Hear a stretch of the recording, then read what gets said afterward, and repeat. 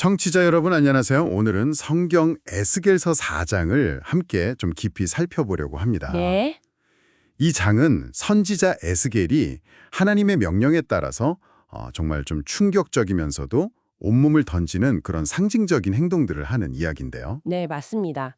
이 에스겔 4장은 예루살렘의 곧 닥칠 멸망, 그리고 이스라엘 백성들의 죄에 대한 하나님의 심판을 아주 강렬하고 또 시각적으로 보여주는 장이죠. 그냥 말로만 전하는 게 아니군요. 그렇죠. 단순히 예언의 말을 전하는 걸 넘어서 뭐랄까 선지자의 삶 자체가 메시지가 되는 굉장히 독특한 방식이라고 할 수 있습니다. 시작부터가 예사롭지 않은데요. 그럼 첫 번째 행동은 뭔가요? 네, 먼저 에스겔은 토판, 그러니까 진흙판 위에 예루살렘 성읍 모형을 만들라는 명령을 받습니다. 모형을 만드는 거군요. 네. 근데 여기서 그치지 않고요. 실제 전쟁처럼 그 주변에 여러 포위 시설들을 설치하라고 하세요. 포위 시설이요? 어떤 것들인가요? 뭐 사다리도 놓고 흙으로 언덕도 쌓고 군대 진영도 만들고 심지어 성벽을 부수는 큰 망치 있잖아요. 공성퇴까지 두르라고 하십니다. 정말 실제 전쟁처럼 하라는 거네요. 네.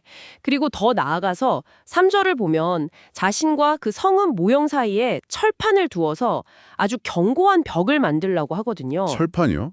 그건 또 무슨 의미일까요? 이게 하나님께서 예루살렘을 향한 심판의 뜻이 얼마나 단호하신지, 그리고 그 재앙을 피할 수 없다는 걸 보여주는 아주 강력한 상징입니다. 네, 이 모든 행위 자체가 이스라엘 백성에게 보여주는 일종의 징조인 거죠. 다가올 재앙을 미리 보여주는 뭐랄까 시각적인 경고라고 할 수 있습니다. 정말 온몸으로 미래의 심판을 보여주는 연기 같네요. 그런데 이게 끝이 아니죠? 맞습니다. 더 나아가서 에스겔은 직접 죄를 짊어지는 행위를 명령받습니다. 죄를 짊어진다니요? 먼저 왼쪽으로 누워서 이스라엘 족속의 죄악을 담당하는데요. 그 기간이 무려 390일입니다. 390일이요. 와, 거의 1년 넘게 왼쪽으로만 누워있으라는 건가요? 네, 성경에서는 그게 그들의 범죄 횟수를 상징한다고 설명하고 있습니다. 아니, 390일 동안 거의 움직이지도 못하고 한쪽으로 누워있는다는 게 상상만 해도 정말 끔찍한 고통일 것 같은데요. 그렇죠. 정말 극한의 순종을 요구하시는 건데 아마 그만큼 백성들의 마음이 완악했기 때문일 수도 있습니다. 그럼 그 다음은요? 그 390일이 끝나면 이번에는 오른쪽으로 누워서 유다 족속의 죄악을 40일간 짊어져야 합니다. 이번엔 오른쪽으로 40일. 네. 여기서 그 유명한 하루가 1년이라는 상징적인 시간 계산법이 제시되죠. 네, 들어본 것 같아요. 그리고 이 긴 시간 동안 에스겔은 그냥 누워만 있는 게 아니에요. 자신이 만든 그 예루살렘 포위 모형을 향해서 얼굴을 고정한 채 팔을 걷어 올리고 예언을 해야만 합니다. 누워서 예언까지 해야 하는군요. 네, 심지어 하나님께서 줄로 묶어서 몸을 마음대로 돌리지도 못하게 하시겠다고 하실 정도니까요. 와, 이건 정말 백성들의 죄의 무게, 그리고 그로 인한 피할 수 없는 속박과 심판의 엄중함을 그야말로 온몸으로 표현하는 거죠. 네, 정말 처절하네요. 이런 포위 상황의 고통은 자연스럽게 식량 문제로 이어질 것 같은데요. 맞습니다. 역시 먹는 문제에 대한 명령도 주어지는데요. 에스겔은 밀, 보리, 콩, 팥, 조, 귀리 같은 여러 곡식을 한데 섞어서 떡을 만들어 먹어야 합니다. 여러 곡식을 섞어서요? 네, 그런데 그게 다가 아니고요. 옆으로 누워있는 그 390일 동안 정해진 양만 먹어야 해요. 양까지 정해져 있다고요? 얼마나 적게 먹어야 하나요? 아주 구체적인데요. 하루에 겨우 23개. 이게 지금으로 치면 약 230g 정도 됩니다. 그 정도 무게의 음식과 물 역시 6분의 1 흰, 약 0.6리터 정도만 정해진 시간에 마셔야 합니다. 230g이면 밥 한 공기도 안 되는 양 아닌가요? 물도 너무 적고요. 그렇죠. 이건 실제 예루살렘이 포위되었을 때 겪게 될 극심한 식량 부족과 배급 상황을 에스겔이 미리 체험하면서 보여주는 겁니다. 정말 생생하게 전달하는 거죠. 그런데 먹는 양보다 더 충격적인 건 그 음식을 만드는 방식이라고 들었는데요. 네, 맞습니다. 아마 이 장에서 가장 받아들이기 힘든 명령일 텐데요. 뭔가요? 그 떡을 구울 때 연료로 사람의 똥, 즉 인분을 사용하라는 겁니다. 네, 인분이요. 사람 똥으로요? 네, 하나님께서는 이것이 이스라엘 자손이 이방 땅으로 흩어져서 거기서 율법적으로 부정한 음식을 먹게 될 것을 상징한다고 직접 설명해 주십니다.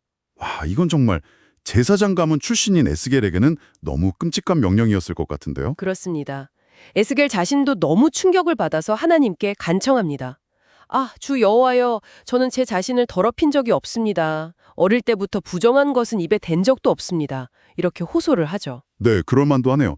그래서 어떻게 됐나요? 다행히 하베님께서 에스겔의 간청을 들으시고 인분 대신 쇠똥을 연료로 사용하는 것을 허락해 주십니다. 아, 그나마 다행이네요. 네, 이 대화를 통해서 율법의 정결규례를 지키려는 선지자의 고뇌, 그럼에도 불구하고 다가올 재앙이 얼마나 참혹할지, 그리고 결국 더럽혀질 수밖에 없는 백성들의 운명을 동시에 보여주는 거죠.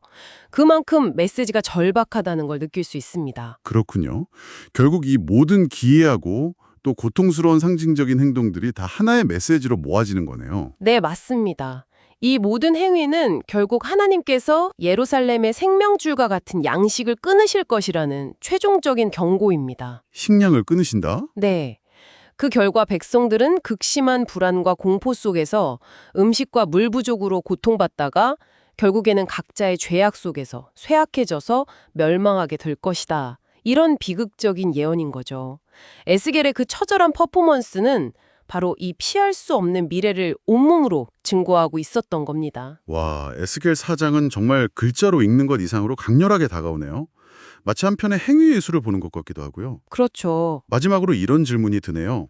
하나님은 왜 이렇게까지 정말 극단적이고 충격적인 방식으로 소통하려고 하셨을까요? 글쎄요. 어쩌면 그 시대에 그 백성에게는 더 이상 평범한 말이나 경고가 통하지 않았기 때문일지도 모르겠습니다. 마음이 너무 굳어져서요. 네.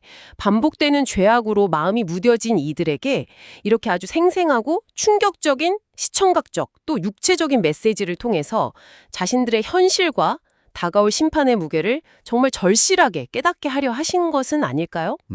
그럴 수도 있겠네요. 네. 청취자 여러분께서도 이 몸으로 쓴 예언이 우리에게 던지는 메시지의 무게 그리고 그 의미에 대해서 한번 깊이 생각해 보시는 것도 좋겠습니다.